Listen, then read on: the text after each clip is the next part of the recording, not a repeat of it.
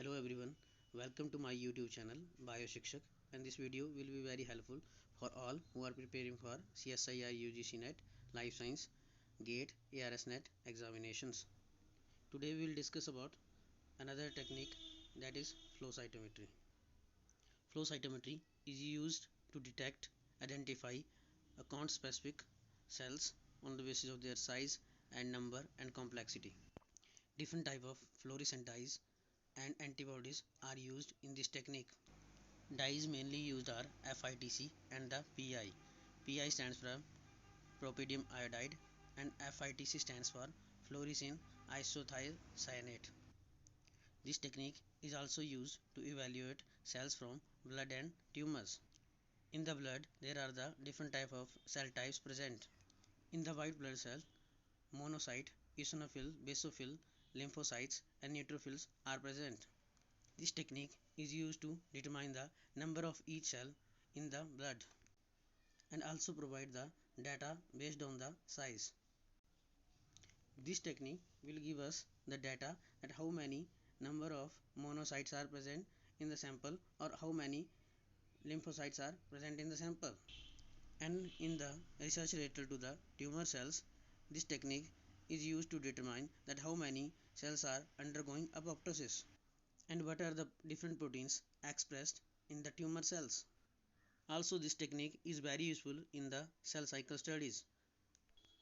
If we take an example of the yeast cells, then the yeast cells are having different type of the cells in their culture.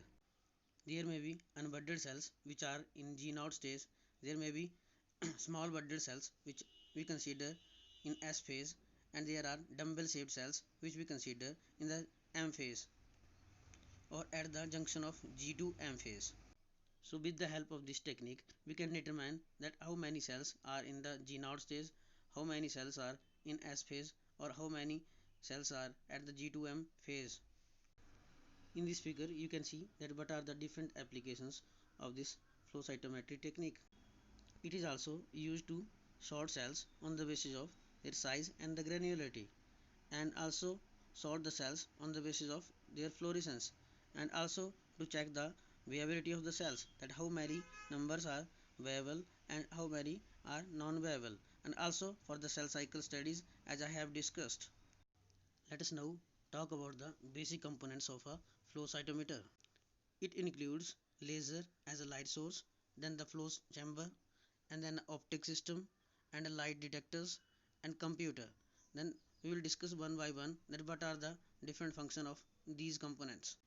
Firstly, the sample which contains different type of the cells are added into the flow chamber, which consists of fluidic system, sheet fluidic system and the core fluidic system, and our samples flow through the core fluidic system, and outer to this core system the sheet fluidic system is present, due to which a force is generated and the cells move inside. For the different type of the cells of our interest, we add different type of antibody labeled with the fluorochrome, and whenever these fluorochrome antibody labeled cells passes through the laser beam, scattering take place. There is two type of scattering. First one is side scattering and another one is forward scattering. And for measuring different type of scattering, that is side scattering and forward scattering, there are the different type of the detectors which are present in the flow cytometer. Some of them are specific for measuring forward scatter, and some of them are specific for measuring side scatter, and some of them are for the different fluorescent lights based on the fluorochrome antibody used in the study. They may be yellow, green or red in color. So these detectors detect all these wavelengths, and after that they pass to the computers, where with the help of different types of software we can generate graphical data. Forward scatter is used to determine the size of the cells present in the sample, and while this side scatter is used to determine the number of the cells which are present in the sample. While this fluorescence based detectors provides us the data that whether this fluorochrome labeled antibody binded to the our protein of interest or not. Here in this figure, in the left hand bottom corner I have added a cartoon representing two types of cells, one which is fluorescently labeled and another one which is unlabeled. The labeled one is saying that I am ready for the flow cytometer, but you look ridiculous. This is just to represent that the cells which are fluorescently labeled will be detected by the fluorescent detectors only. Now let's understand that what is forward scatter and what is side scatter. Whenever the cells passes through the laser beam and the rays moves in the same direction as that of incident light, this is known as forward scatter. And whenever some rays of light moves into the other direction at some angle, that is known as side scatter. Both these scatters are detected by the different type of detectors present in the flow cytometer. And for your information, forward scatter is used to determine the size of the cell, while the measurement of this side scatter is used to determine the number of cells present in our sample. As I have told you that the flow cytometry is also used for cell cycle related studies in the research fields. As you all know that cells have different phases of cell cycle known as G1, S, G2 or M phase of the cell cycle. And if we take the example of E cells, the E cells are having different population of the cells. E's contain unbudded cells which we can correlate with G1 and small budded cell which we can correlate with the S phase of the cell cycle, and some cells which are dumbbell in shape which we can correlate with the M phase of the cell cycle. Suppose we have grown a yeast culture in the lab in a flask. Whenever the cells are growing, the cells contain different population of the cells, that is small budded, unbudded or the dumbbell shaped cells. So we add this sample into the flow cytometry and we generate data in the graphical form. Now let us see what we will get after plotting forward scatter versus side scatter. Forward scatter is an x to x dash, while side scatter is x to y axis. As we have discussed that forward scatter is used to determine the size of cells. Hence, more will be the forward scatter, more will be the size of the cells. In this figure, forward scatter is greater for G2M cells. So, the cells which are in G2M phase of the cell cycle are larger in size.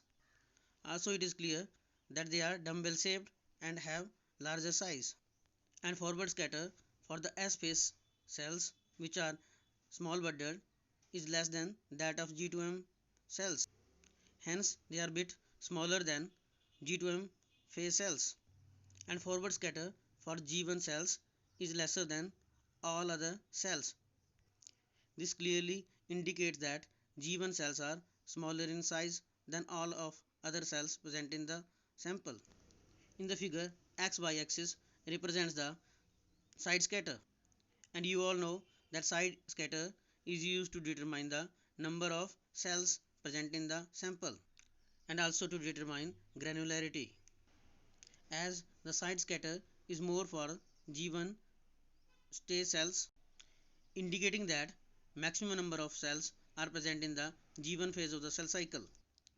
After this, side scatter is more for G2M phase of the cell cycle, indicating that their population is at second number in the sample, while the S phase cells is having low scatter than all of the cells. This clearly indicates that they are lesser in number in the sample.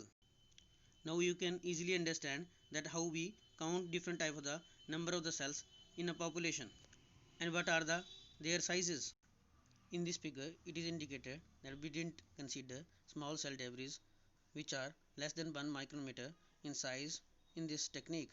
For this, we will consider that we are having different type of the cells represented 1 and 2 in our sample, and we want to determine whether what type of the antibody is binding to these cells. Two fluorescent dyes are used dye 1 and dye 2. Dye 1 is specific for the cells, and after that these cells flourish and give the yellow color, while the dye 2 is specific for the red cells. And whenever dyes will bind to their specific cells, the specific type of the as different color intensities will be detected by the detector, we can determine that how many cells are red and how many cells are black. In our sample, for black cells, yellow intensity will be obtained, and for the red cells, the red intensity will be obtained by the detector. But in CSIR, they ask different type of the questions based on the test tubes and containing different type of the cells. So in the right hand side, there are the four different quadrants represented as 1, 2, 3 and 4. Each quadrant you can consider them as test tube 1, 2 or test tube number 3, test tube number 4. In the test tube number 1, the researcher have taken the black cells, and we all know that dye 1 is specific for the black cells and will give yellow fluorescence. In the test tube 2, the researcher have added the mixture of black and the red cells. Hence, mixed fluorescence will be obtained because dye 1 will attach to the black cells and dye 2 will attach to the red cells. In the third test tube, they used as control and haven't added any cells, so no dye was able to bind to. In the fourth test tube, they have taken only the red cells, and we all know for the red cells dye 2 is specific and hence red fluorescence will be obtained. And for solving such questions, you can represent dye 1 in y to y dash axis. At y1 point, represent dye as positive, and at y point, represent dye 1 as negative, and represent dye 2 in x to x dash direction. At x1 point, represent dye 2 as positive, and at point x, represent dye 2 as negative. This will make you to solve the question in an easy way. Hence, in the test tube 1, dye 1 is positive and dye 2 is negative, and in the test tube 2, both the dyes are positive. In the test tube 3, both the dyes are negative and hence no fluorescence. In the test tube 4, the dye 2 is positive and dye 1 is negative, and hence only the red fluorescence will be there in the fourth test tube. Positive means dye specific detection of signal by the flow cytometer. We will deal with the CSIR net questions in the part 2 of this video. Thanks for watching this video, and don't forget to subscribe to my YouTube channel BioShikshak, and do hit the like, share and subscribe buttons.